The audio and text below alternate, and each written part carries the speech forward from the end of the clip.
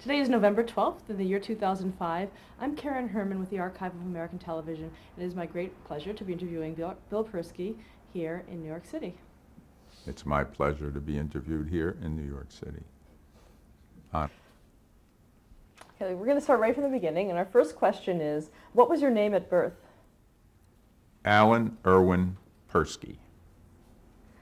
How did you switch to Bill? My father had a brother who was in the First World War named Bill, and he died soon after I was born, unrelated to my birth.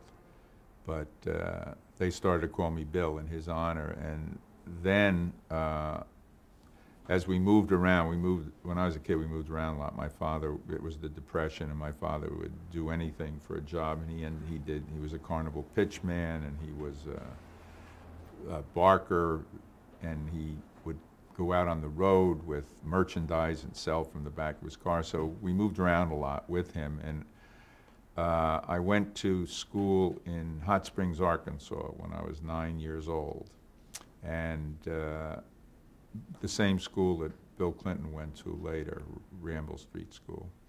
And when I graduated, they said, be sure and put the right name on your diploma because it'll follow you through life. And they all said, well, Alan Persky is really Bill Persky. So that was what was on my diploma. And when we came back from Arkansas to move to Newark, the only person who could get into school was William Persky. So that's who I was, and eventually it was changed legally to Bill Persky. When were you born? September 9th, 1931. Where? New Haven, Connecticut. Yale University, which is the closest I ever got to going to Yale. Okay. You mentioned your father. What was his name? Harry Persky. You mentioned some of his things that he did for work. What did he do as you were growing up? Well, he was, again, he was a great salesman. I said my father was the rainmaker. You know, he just traveled around with stories, and he was a he was a flim-flam man, essentially. He eventually ended up owning an auction gallery on the boardwalk in Atlantic City during the late 40s and through the 50s. And auction galleries in Atlantic City were a big part of the attraction. They were really built on the idea that auctions are about things you don't own, so it doesn't matter how much you get for them. But the fact is, in Atlantic City and all over the country, there are auction galleries wherever wealthy people go, and they own everything. They just use the semblance of auction to make it look like you're getting bargains. So, as I said, he was a flim-flam man, and the auction business was one of the most amazing creations of salesmanship that you could imagine. So he owned that gallery, and then he owned a gallery later in Florida. And that was essentially what he did most of his later life. But before that, as I said, he was a pitch man. He used to, during the war, he would buy up 1,000 cheap watches and fountain pens and wallets, and then he would go out to army bases. And he had a little stand on the back of his car, and he would put up the stand, and he would, well, he was very entertaining. I guess that's where I got my storytelling ability. But he wasn't funny. He had no humor whatsoever. But he was inventive. And he'd go out, and he'd put together a package of a wallet and a watch and a pen for like $6 or $4 or whatever the hell it was, and that's how he earned a living. And I remember once when I was a kid during the war, they used to have blackouts. And he had 1,000 watches, and they all had radiant dials on them. We were all, my mother and my sister and my father and I were sitting, and all these watches were on the dining room table because we were winding them to make sure to see if they worked, at least for as long as it took for him to get the money. After that, and he was out of town, it didn't matter. But in the middle of this, so there were blackouts during the war, and you know, when the sirens rang with an alarm, you know, a test, you'd have to turn off all the lights, and there could be no light. And we were winding 1,000 watches. They were on the dining room table. They had radium dials, you know, so you could see them in the dark. and there was an air raid siren went off, which meant it was a test blackout. And we turned off all the lights, but the room was filled with this green glow, like out of a Frankenstein movie. And the air raid warden actually came by and said, "You got to put those lights out." And he said, "We don't have it." So we ended up putting a blanket over it. And your mother's name? Lottie. Did she work? She worked, yes, always. In her early years, she was the manager of a furniture company in New Haven, Connecticut. Then she went on and worked as a secretary, various places. During the war, she was the secretary to the Adjutant General of the Newark Airport Signal Corps, and which allowed her. I got my first bicycle. There were things called priorities back then. You couldn't get something unless you had a priority classification. And because she had a priority as working for the Signal Corps, I was able to get a bike, which you couldn't get then. Then, when my father went into business, she worked in the store with him, so she always worked. And you mentioned you had a sister. Any Yes. other siblings? No, just my sister Bunny, who lives right around the corner by happenstance, who is an amazing woman in her own right. She's an advisor and consultant to NYU School of Hospitality. She was married to Paul Grossinger. There was a famous Catskill hotel called Grossinger's, and she married the son of that family, and so she lived and worked at Grossinger's for a number of years until the hotel was sold, and he then passed away. And she's sought after by all kinds of organizations because she just knows everybody in the world. I once described, they had a 80th birthday party for her at NYU, and I was introducing a film about her that they had done. And I said, "My sister is three of my favorite people: Auntie Mame, Holly Golightly, and Peter Pan." And that's who she is. She is quite an amazing woman. When you were a kid, what did you want to be when you grew up? Did you know? An adventurer, I think. Just like there was no Indiana Jones then, but just from the games I played, I wanted to do something daring. And then I kind of was brought into the family business. It sounds like Michael Corleone. Because in summers I had to work for my father and stuff like that. And I always wanted to work at a hot dog stand or just do something that other kids did, and I never got to do that. Then through my sister, really, and through the people I met at the hotel where all the great entertainers were, I started to think about comedy, basically through a book that Joey Adams, one of the great old, comedians, wrote. It was called Nights at the Clown Table, and it was about the table at Toots Shor's restaurant where all of the guys used to hang out. And then there were a bunch of jokes in there, and under, just at parties or something, I would start to tell those jokes, and then eventually I started to make up jokes. And then when I went to college, I went to Syracuse University, and I started to entertain as a pledge at I hate to admit I was in a fraternity, it sounds so stupid, but at the fraternity I would entertain. And then gradually I went out and I did some work in nightclubs, not extensive, but I worked around. And I basically did impressions.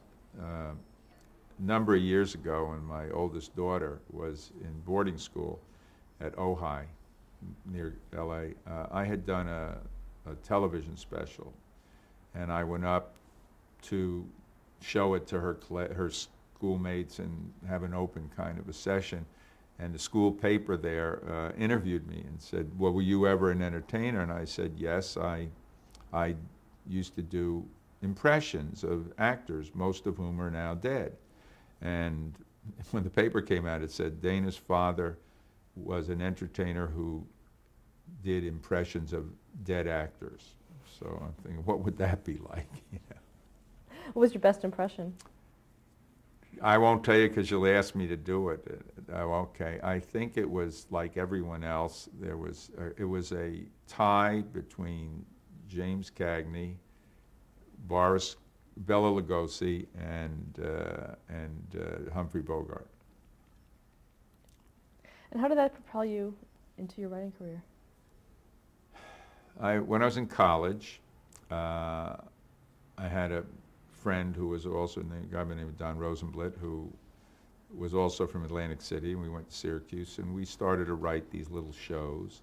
And then another guy who went to school with us is Jerry Leiter, who I'm sure you probably interviewed by now, and he was like Noel Airman from Marjorie Morningstar. He was Mr. Show Business to everybody, and everyone thought he'd go on to become just this great director. He ended up becoming a producer instead. But he had an idea to do a comedy musical review in our senior year, and he asked Donnie and me to write it, which we did. And it starred Peter Falk as the lead comedian, and Peter wasn't even an actor then. He was in the School of Political Science. And the other lead was Bob Dishy, and the stage manager was Gil Cates. So we had an interesting group there, and Life magazine came up to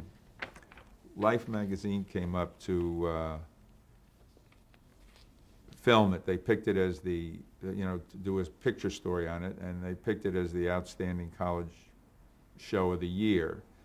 And so from there I thought, well, boy, that's something. I guess I'll keep doing this. And so that's what I did. I started writing. I worked as a gopher in advertising for $35 a week.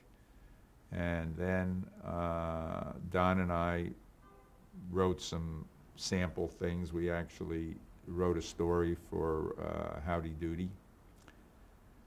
And then he went and was that your first television work? Yeah, Howdy Doody.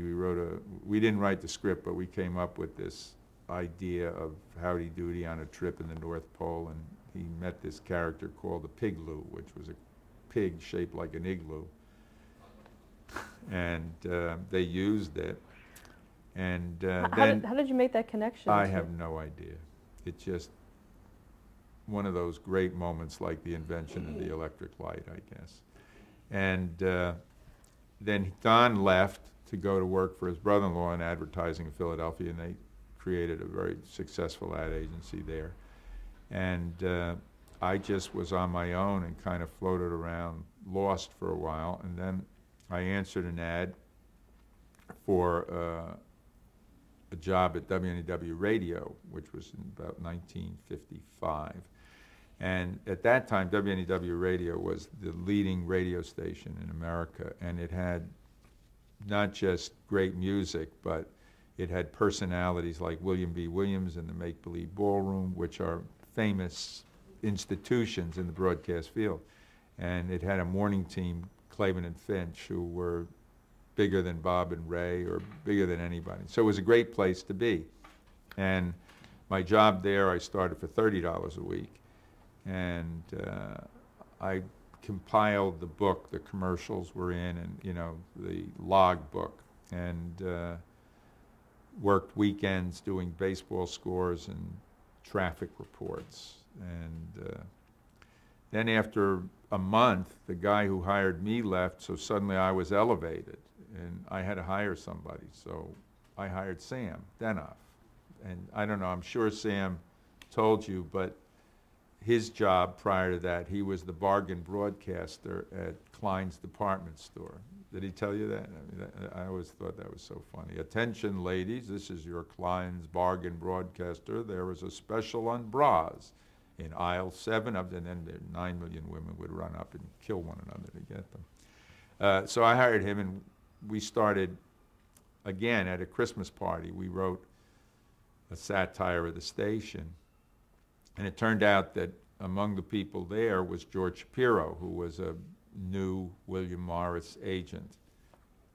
And he said afterwards, I'd like to represent you guys. Fine. We didn't know what that meant. I don't think he knew how to do it at that point. But we started writing material for comics, you know, nightclub comics, none of whom you have ever heard of, and God knows. I mean, I think the high point of our career was a guy we wrote for by the name of Jimmy Casanova, and we said, well, what's your bit on Casanova? You know, have you got can we hear that? And he said, what do you mean, a bit on? Well, I said, that your name is Casanova. He said, what about it?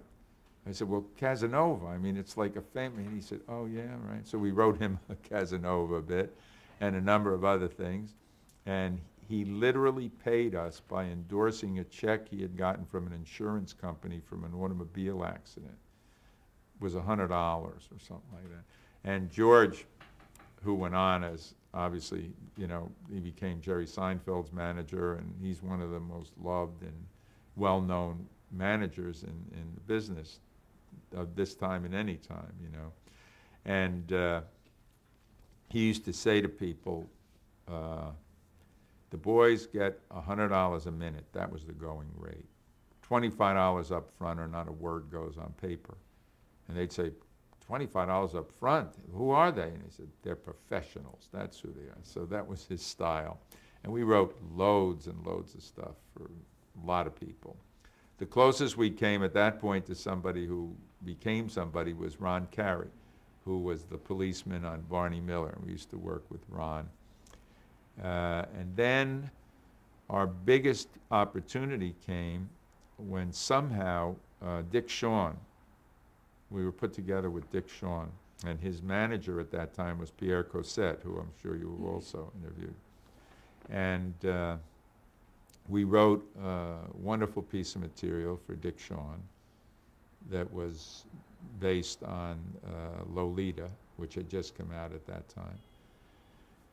And from there, the fact that we'd written for Dick Shawn became kind of important. And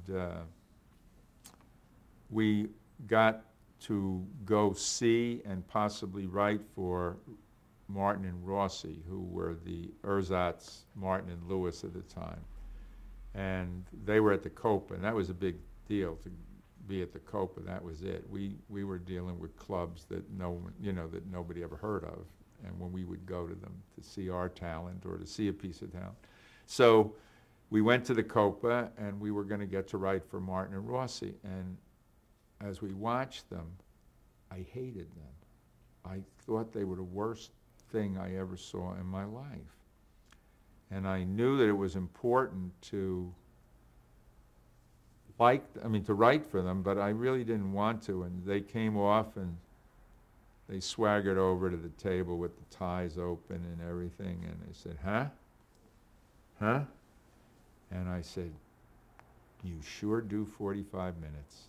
And they took that to mean they were wonderful. So I didn't prostitute myself. We didn't end up working for them, but I always felt good. Of all the things I've ever said, I kind of liked, because in a moment like that, you're going to lie, you're going to be legitimate, and I just told the truth. You do 45 minutes, and I let their own belief in themselves carry the day.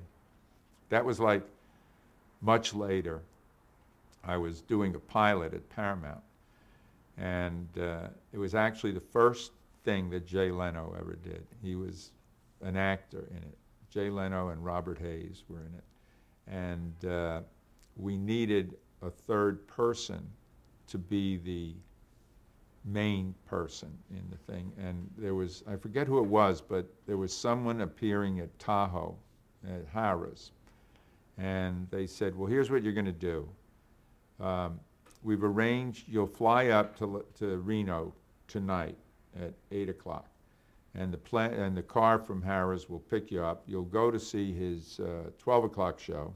Then you'll have some time to talk to him. Then he does a 2 o'clock show.